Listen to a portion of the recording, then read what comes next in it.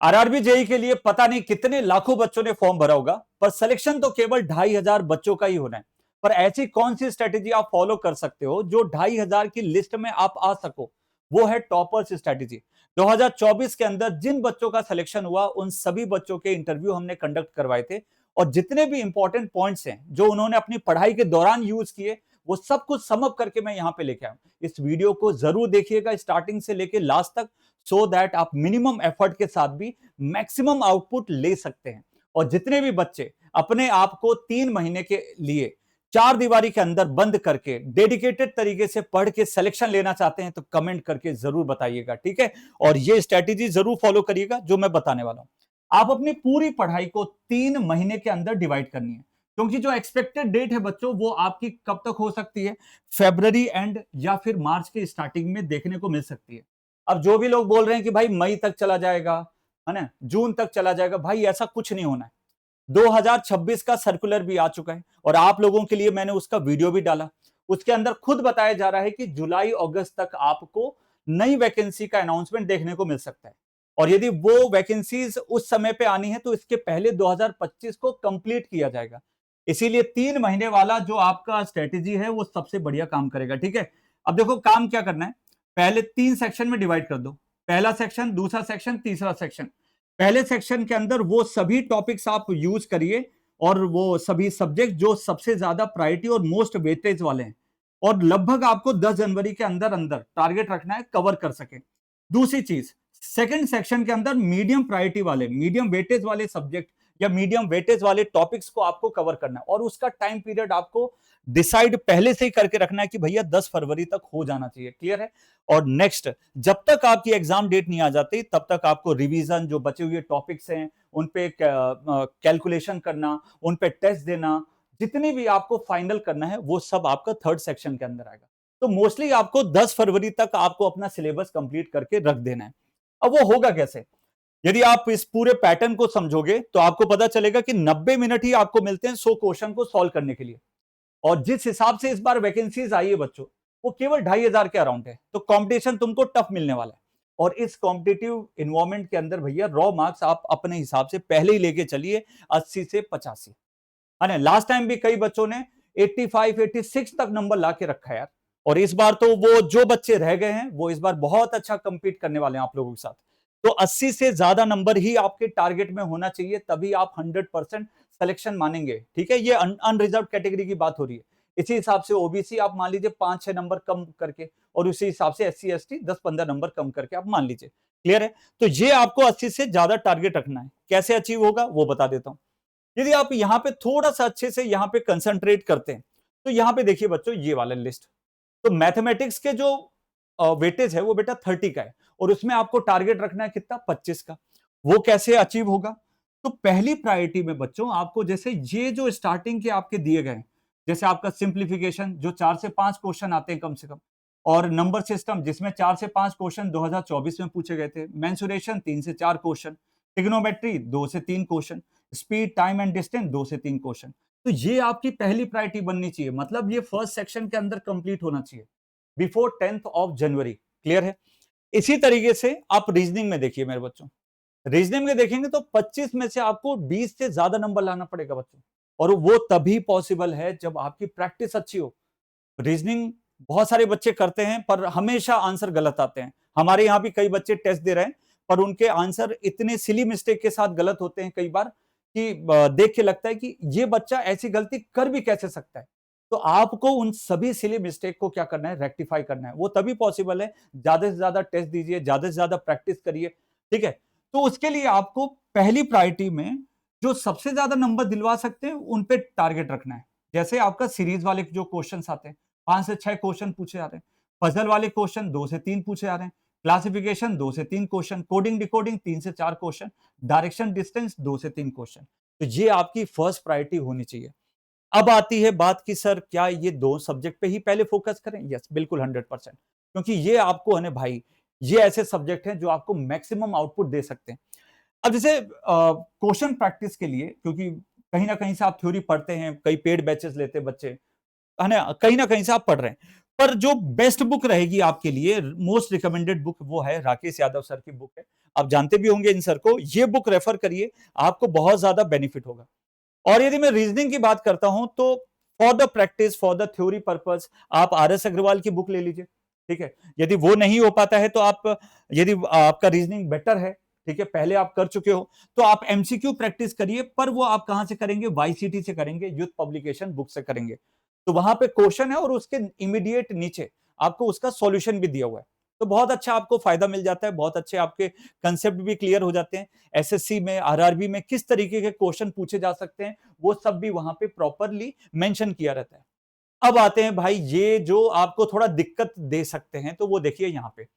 अब हम बात करेंगे जनरल अवेयरनेस की और जनरल साइंस की। अब देखिए बच्चों, जब हम इन दोनों सब्जेक्ट की बात करते हैं, तो जनरल अवेयरनेस के अंदर आता है knowledge of the current affair, जो 1 से 2 क्वेश्चन पूछे गए थे last time. Geography, culture, history, ये सब कुछ मिला के 7 से 8 क्वेश्चन आते हैं। इंडियन पॉलिटी एंड कॉन्स्टिट्यूशन 3 से 4 क्वेश्चन पूछे गए थे। इंडियन इकोनॉमी 1 से 2 क्वेश्चन। इन्वायरमेंटल इश्यूज जो इंडिया और वर्ल्ड पे रिलेटेड होते हैं, 1 से 2 क्वेश्चन। स्पोर्ट्स पे 1 से 2 क्वेश्चन आ ही जाते हैं। और general scientific and technological development में 1 से 2 क्वेश्चन आ जाते हैं। इनका वेरिएशन हो सकता है, कोई मैंडेटरी नहीं है। आप SSC का देख लीजिए, इस बार जनरल साइंस ही पूरी गायब कर दी है। ठीक है, तो ऐसा कुछ भी हो सकता है, तो आपको पढ़ना लगभग सब कुछ है। अब इसमें यदि हम बात करें तो आप मैक्सिमम से मैक्सिमम जो जनरली बच्चे अचीव कर पाते हैं, क्योंकि यहाँ पे सबका पेपर बिगड़ता है, तो 15 में से 5 से 10 नंबर के बीच में भी ला रहे हैं, तो आप बहुत फायदे में रहेंगे भाई। ठीक है, बहुत फायदे में रहेंगे। तो उसके लिए ये सब कुछ, मतलब थ्योरी तो आपने कहीं ना कहीं से पढ़ी होगी, नहीं पढ़ी है तो कोई दिक्कत नहीं है, आप डायरेक्ट MCQ सॉल्व करना स्टार्ट कर दीजिए। और उसके लिए आपकी अच्छी बुक कौन सी होगी? फिर से मैं वही रिकमेंड करूंगा, YCT की। उसके अंदर क्वेश्चन रहता है, क्वेश्चन के नीचे उसका सॉल्यूशन रहता है और शॉर्ट डिस्क्रिप्शन रहता है। वो नहीं समझ पाए तो आपको, आपके पास जो बुक होगी, जैसे आपके पास लूसेंट की बुक है, तो वहां से वो टॉपिक पढ़ लीजिए। तो ये जो आप ट्राई करेंगे ना, इससे आपको, ठीक है, क्वेश्चन सॉल्विंग की एबिलिटी भी बढ़ेगी, उसमें थोड़ा एफिशिएंसी आपकी बढ़ जाएगी, तो नंबर इंप्रूवमेंट के चांसेस ज्यादा रहते हैं। क्लियर है? तो आप मैगजीन पढ़िए, रेगुलर मैगजीन बहुत सारी जगह अवेलेबल है, बहुत सारे यूट्यूब चैनल्स हैं जो SSC और इन सभी ग्रुप डी एग्जामिनेशंस के लिए करवाते हैं, तो वहां पे बहुत अच्छा कंटेंट आपको मिल सकता है। और MCQ की प्रैक्टिस के लिए YCT फॉलो करिए, बेस्ट रहेगा। अब आते हैं भाई, last but not the least, general science. General science में यार 25 तक अचीव करना बड़ी टेढ़ी खीर है। इसके लिए भाई आपको समय देना पड़ेगा। फिजिक्स आपके बस में होता है, केमिस्ट्री आपके बस में होता है, पर बायोलॉजी भाई बड़ा परेशान करता है। मतलब जो इंजीनियर्स हैं उन सबका सबसे बड़ी प्रॉब्लम ही क्या है? बायोलॉजी याद ही नहीं होते, माने टर्म्स ही याद नहीं होते इतने सारे। तो मैं तो आपको रिकमेंड करूंगा, पहले ये 2 सब्जेक्ट करने के बाद, रीजनिंग और मैथ्स करने के बाद, जनरल साइंस को आप स्टार्ट कहां से करेंगे? बायोलॉजी से स्टार्ट करिए, जिसमें 8 से 9 क्वेश्चन 2024 के अंदर आए थे। केमिस्ट्री 11 से 12 क्वेश्चन आए थे और फिजिक्स 9 से 10। वेरिएशन कुछ भी हो सकता है, ज्यादा फिजिक्स भी पूछ सकता है, केमिस्ट्री भी पूछ सकता है, बायो भी पूछ सकता है, कुछ भी हो सकता है वो, पर आपको तीनों पढ़ने हैं। बायोलॉजी के लिए आप स्टार्ट करिए, डेली कम से कम आधा घंटा यदि देते हैं, तो वो जो टर्मिनोलॉजीज जो हैं, ठीक है, सेल का स्ट्रक्चर पढ़ रहे हो, टिश्यू पढ़ रहे हो, ठीक है, रेस्पिरेशन सिस्टम पढ़ रहे हो, तो बहुत छोटे छोटे पॉइंट्स होते हैं जो आप मिस कर देते हो। ज्यादा इन डेप्थ नहीं जाना है, बेसिक लेवल पे रखना है। और क्वेश्चन प्रैक्टिस के लिए फिर से वही रिकमेंडेड बुक है बेटा, YCT यूथ कंपटीशन की जो बुक आती है, उसके अंदर आप प्रीवियस ईयर क्वेश्चन उठा के चेक करिए। ज्यादा इन डेप्थ क्वेश्चन नहीं आते हैं, ऊपर ऊपर से क्वेश्चन पूछे जाते हैं, बट आपको टॉपिक्स लगभग सब कुछ कवर करने होते हैं, ये दिमाग के अंदर रखिएगा। ऐसा नहीं होना चाहिए कि कोई टॉपिक आप पूरा ही छोड़ के चले गए, बिल्कुल नहीं। आपको हर टॉपिक को एक बार रीड आउट जरूर होना चाहिए और रेगुलर रीड आउट करिए, मतलब आधा घंटा डेली दीजिए या सोने के पहले दे दीजिए, सबसे बेस्ट रहेगा। रीड जितना करेंगे उतनी फोटोजेनिक मेमोरी आपकी बनेगी, याद और क्वेश्चन जल्दी वहां पे आप सॉल्व कर पाएंगे। ठीक है, तो ये आपको फॉलो करनी है। थ्योरी बुक के लिए आप ल्यूसेंट की बुक ले सकते हैं, बहुत अच्छी बुक है। अदरवाइज बहुत सारे अदर पब्लिकेशंस हैं जो इस पे काम करते हैं, वो भी आप परचेज कर सकते हैं, but I strictly prefer the Lucent book. ठीक है, और MCQ के लिए आप YCT की बुक यूज कर सकते हैं। ठीक है, तो ये कुछ आपके टॉपिक्स और सब्जेक्ट्स हैं जो पहली प्रायोरिटी के अंदर रखने हैं। तो यदि मैं सम अप करूं मैं बच्चों आप लोगों के लिए, तो मैंने आपको स्टार्टिंग में क्या बताया कि मोस्ट वेटेड सब्जेक्ट और टॉपिक 10 जनवरी के पहले आपको कवर करने हैं। ठीक है सर, वो कवर कर लेंगे जैसा आप बोल रहे हैं, बट करें कैसे? तो देखिए भाई 10 जनवरी के पहले आपको मैं ये यहां पे हाईलाइट कर देता हूं, ये कुछ चैप्टर मैथ्स के कवर करने हैं, ये कुछ चैप्टर आपको रीजनिंग के कवर करने हैं, साथ में हल्का फुल्का बायोलॉजी हफ्ते में या डेली आधा घंटा दे सकते हैं तो बेस्ट रहेगा, ये करना शुरू कर दीजिए। क्लियर है? अब आपको ये 4 चीजें बिल्कुल दिल से फॉलो करनी है। देखिए, मेक शेड्यूल, एक शेड्यूल ऐसा बनाइए जिसके अंदर आपके 2 से 3 पैरेलल सब्जेक्ट हैंडल कर सके, क्योंकि अभी तक डेट अनाउंस नहीं हुई है। हो सकता है कि आगे भी चली जाए डेट, बट हम तो 3 महीने का टारगेट लेके चल रहे हैं भाई। तो आपको शेड्यूल इस तरीके से बनाना है कि 2 से 3 सब्जेक्ट आ जाए। उसमें आपको 2 टेक्निकल सब्जेक्ट रखने हैं और प्लस नॉन टेक्निकल सब्जेक्ट रखना है दिन में। एक नॉन टेक्निकल सब्जेक्ट रखना है। ये टारगेट आपका होना चाहिए। जैसे कई बच्चों ने हमारे बैचेस के अंदर एनरोल किया है, तो बेसिक इलेक्ट्रॉनिक्स है, ठीक है, ये सब्जेक्ट चल रहा है, पावर सिस्टम है, बेसिक इलेक्ट्रिकल है। कोई भी 2 सब्जेक्ट उठा के आप पैरेलली उनको पढ़ना शुरू करिए और दिन में 2-2 लेक्चर्स उनके करिए। प्लस आपको नॉन टेक्निकल देना है। दूसरी चीज, जब आप दिसंबर और जनवरी का टारगेट रख रहे हैं, जो फर्स्ट और सेकंड वाला है, उसके अंदर टेक्निकल आपको 40% टाइम देना और नॉन टेक्निकल का 60%। मतलब यदि मैं 10 घंटे के अंदर डिवाइड करता हूं तो लगभग 6 घंटे के अराउंड, 6 से 7 घंटे के अराउंड नॉन टेक्निकल पे आपको फोकस करना है। टेक्निकल के लिए आप 4 से 4.5 घंटे देते हैं, it is more than enough, क्योंकि आपका सीबीटी 1 क्लियर होना पहली प्रायोरिटी होनी चाहिए। Got it? चलो, अब जब जैसे ही मेरे बच्चे डेट अनाउंस हो जाएगी कि भाई आपकी डेट अनाउंस हो जाएगी, लगभग 1.5 महीने आपको दिए जाएंगे, उस समय पे टेक्निकल को पूरा लीव कर दीजिए। केवल और केवल मेरे बच्चे आपको नॉन टेक्निकल पढ़ना है। ठीक है? तो अभी जितना फोकस, जितना दम लगा के आप पढ़ सकते हैं टेक्निकल को, उतना ही आपको फायदा होगा सीबीटी 2 के अंदर। क्लियर है? और सीबीटी 1 में मैक्सिमम स्कोर करने के लिए नॉन टेक्निकल अभी आपकी प्रायोरिटी रहेगा, इसीलिए मैक्सिमम टाइम उसके लिए दीजिए। अब आते हैं बेटा रिवीजन। जो बच्चे पढ़ तो रहे हैं पर रिवीजन पे ध्यान दे नहीं रहे हैं, सब कुछ भूल जाता है। अरे भैया 15 से 20 दिन बाद पढ़ोगे ना तो आपको सब कुछ भूल जाएगा। ठीक है? पड़ोसी भी नया नया नया नजर आता है। 20-25 दिन नहीं देखोगे तो पड़ोसी भी लगेगा यार ये देखा हुआ लग रहा है क्या। वैसे ये चीज है भाई, मंडे से आप फ्राइडे जो है ना, वो केवल क्लास नोट्स, जो आपकी प्रैक्टिस है, जो आपने डिसाइड करके रखा है वीकली, जो डिसाइड किया है, वो मंडे से फ्राइडे पे आप करिए। क्लियर है? और सैटरडे संडे जितना भी मंडे से फ्राइडे आपका पढ़ा हुआ है, उन पे चाहे आप शॉर्ट नोट बनाइए, उन सब्जेक्ट को रिवाइज करिए, टेस्ट दीजिए, वो सब कुछ काम आपको सैटरडे संडे करना है। 5 दिन हफ्ते के अंदर पढ़ना जरूरी है। आपको नए टॉपिक्स, नए सब्जेक्ट, ये सब आपको पढ़ना जरूरी है। तो जितनी भी एनर्जी आप झोंक सकते हैं, मैक्सिमम एनर्जी, वो स्टार्टिंग के 2 महीने में आप झोंक दीजिए, दिसंबर और जनवरी में। आप बहुत फायदे में रहेंगे। लास्ट लास्ट में करेंगे कोई फायदा नहीं है। जब जब हाथ से समय निकल जाता है, उसमें आप चाहे 20 घंटे दीजिए पढ़ने के लिए, कोई भी रिजल्ट आना, ठीक है, मतलब बहुत कम चांसेस है। इसीलिए जितना मैक्सिमम आपको आउटपुट यदि आपको चाहिए तो मंडे से फ्राइडे में नए टॉपिक्स, नए लेक्चर को कंप्लीट करिए। यहां तक क्लियर? अब आते हैं बेटा लास्ट वाले पे, सब्जेक्ट वाइज टेस्ट दीजिए।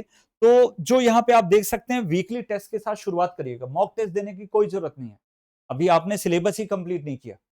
ठीक है? मॉक टेस्ट दीजिएगा जब मैं आपको पहले वीडियो के थ्रू इन्फॉर्म कर दूंगा। तो चैनल को सब्सक्राइब कर लीजिए, तो रेगुलर अपडेट्स आपको मिलती रहेगी।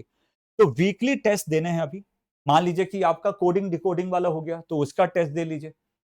ठीक है? टॉपिक वाइज टेस्ट दीजिए। तो जितने टेस्ट आप फॉलो करेंगे उतना आपको बेनिफिट होगा। 1 से 2 घंटा उसको एनालिसिस पे दीजिए। तो जो सैटरडे संडे आप समय देंगे, इन सभी टेस्ट और एनालिसिस पे ही जाने वाला है। ठीक है? ये नहीं कि आप 1 महीने बाद कर रहे हैं, अब भी से करिए, तभी फायदे में रहेंगे। जितने भी रॉन्ग आंसर्स होंगे, ऐसे ट्रिकी क्वेश्चन जो आपको एक बार में नहीं समझ में आ पाए हैं, उन सबको शॉर्ट नोट्स के अंदर डालना शुरू कर दीजिएगा, जो बहुत सारे बच्चों ने लास्ट टाइम 2024 के अंदर किया। Got it? तो वो सब चीजें आप फॉलो करिए और जिस तरीके से मैंने ये 4 पॉइंट्स आपको लिख के दिए हैं, इन सब पे काम करिएगा। अब जो टेक्निकल, जो बच्चे पढ़ चुके हैं, उनके लिए मैं भाई, हमारे YouTube पे इतने सारे सेशन चले हैं ना, आप उनको फॉलो करिए। देखो, 1000 एमसीक्यू सीरीज 2024 के लिए हमने आरआरबी के लिए शुरू करी थी और उससे मैक्सिमम आउटपुट निकला। आप चाहे कई इंटरव्यूज हमारे चैनल पे डले हुए हैं, वो देखिएगा। उन बच्चों ने वहां से बहुत अच्छी प्रैक्टिस की है।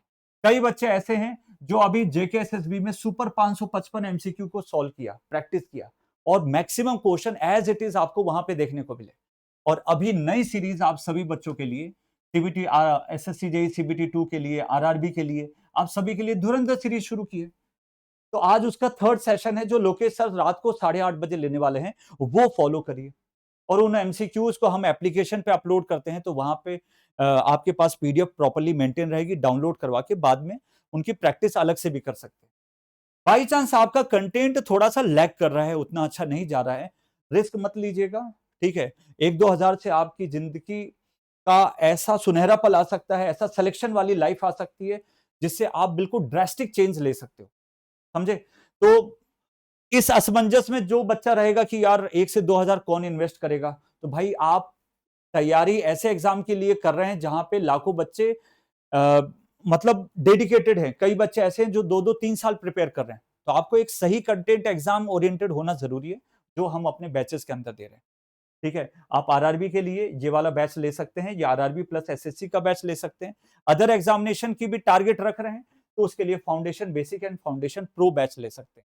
और इन सभी बैचेस को परचेज करने के लिए आप हमारी एप्लीकेशन मास्टर प्लस एजुकेशन की एप्लीकेशन डाउनलोड कर लीजिए, जो iOS पे भी अवेलेबल है और एंड्रॉइड पे भी अवेलेबल है। अच्छे से प्रिपरेशन करना शुरू करिए और कमेंट करके जरूर बताइए, are you ready to lock your self in 4 दीवारी, सो दैट आप बहुत कंसंट्रेट होके अच्छे से पढ़ाई कर सकें और सिलेक्शन लेके। तो बिल्कुल कमेंट कर दीजिए। जितने भी बच्चे एक्साइटेड हैं, बिल्कुल लैग नहीं करना है, 3 महीने ऐसा डेडिकेटेड होके पढ़ना है कि भाई मतलब दिल में मलाल नहीं होना चाहिए कि यार यहां पे मेरा रह गया, मेहनत रह गई, नहीं, ये मलाल बिल्कुल नहीं होना चाहिए। तो जितना अपने आप को झोंक सकते हैं उतना झोंकने की कोशिश करिए, देखिएगा रिजल्ट आपके हाथ में होगा। मिलते हैं नेक्स्ट वीडियो के साथ। Thank you so much and bye bye.